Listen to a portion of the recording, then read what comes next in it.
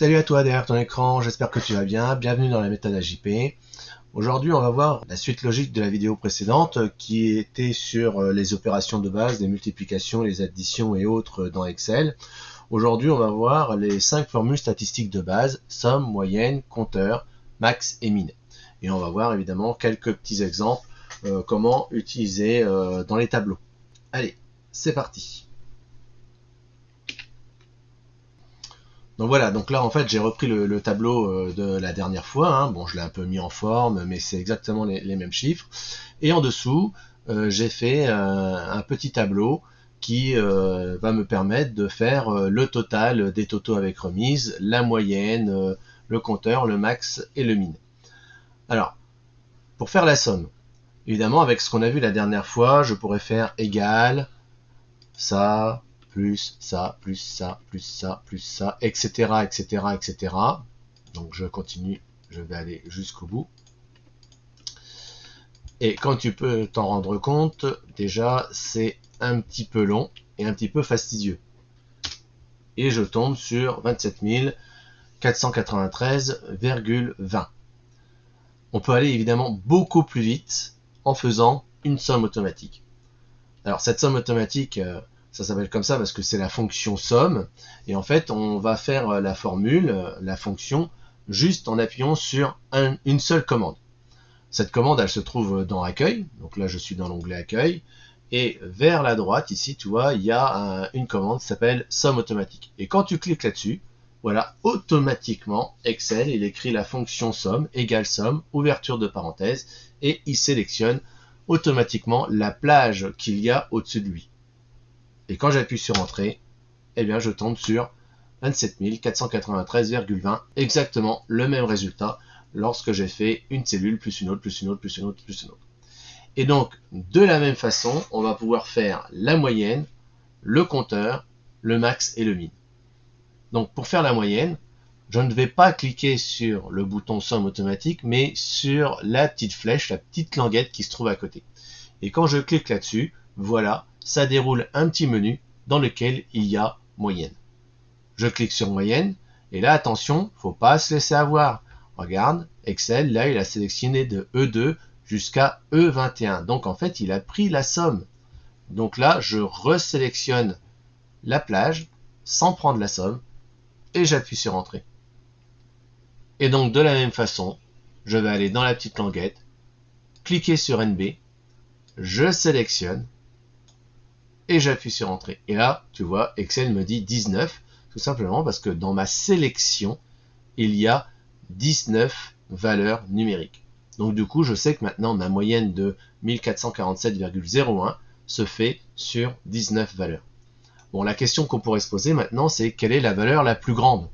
Donc, dans la petite languette, encore une fois, tu as max, tu sélectionnes la plage, et quand tu appuies sur Entrée, là, il te dit 12 015, parce que la valeur la plus grande dans la sélection est 12 015.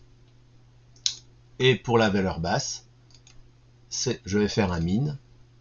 Donc encore une fois, je sélectionne la bonne plage, j'appuie sur Entrée, et là il me dit 172,80, puisque c'est la valeur la plus petite.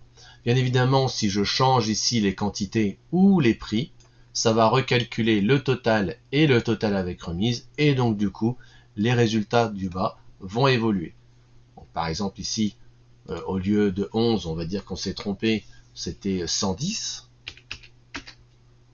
J'appuie sur Entrée, regarde en bas, on a bien ici la valeur, la somme qui a changé, la moyenne qui a changé. Bon, j'ai toujours 19 valeurs, par contre, la valeur haute et la valeur basse sont toujours les mêmes. Donc ça, c'est comme ça que font la majorité des gens qui utilisent ces 4 fonctions. Bon, il y a une autre façon de faire qui est peut-être plus intéressante. Voilà, ici, tu vois, j'ai un autre tableau, et je vais faire la même chose, mais sur ce tableau, sur toute l'année. Donc je me mets devant somme ici, je fais somme automatique, et donc là, je vais sélectionner comme ceci toute la plage, comme ça. Et quand j'appuie sur Entrée, voilà, tu vois, il me fait la somme de tous les mois de l'année pour les 3 commerciaux. Et bien évidemment, je vais pouvoir faire la même chose pour moyenne. Je vais pouvoir faire la même chose pour compteur, pour max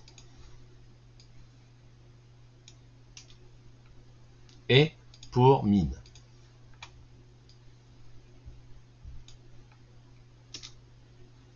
C'est une utilisation très courante de ces 5 fonctions.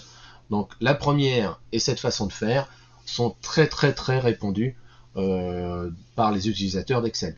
Une façon de faire qui est moins répandue, c'est celle qu'on va voir dans la feuille bleue, là, plusieurs plages d'une même feuille, dans une même feuille.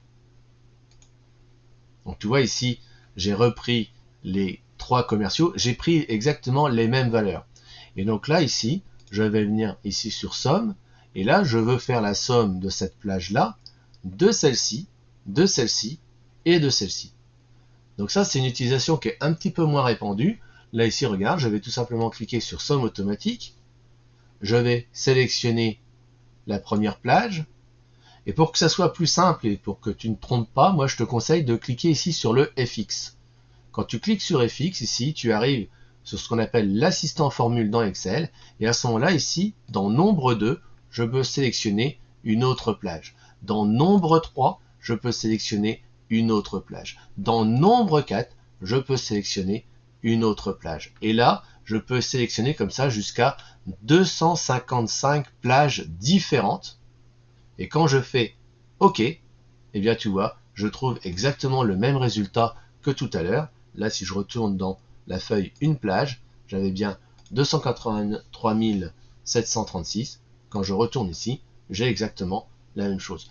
Bon, je ne vais pas recommencer pour moyenne, compteur, max et min, puisque c'est exactement la même manipulation. Et je pense que tu as bien compris. Donc là, c'est plusieurs plages dans la même feuille.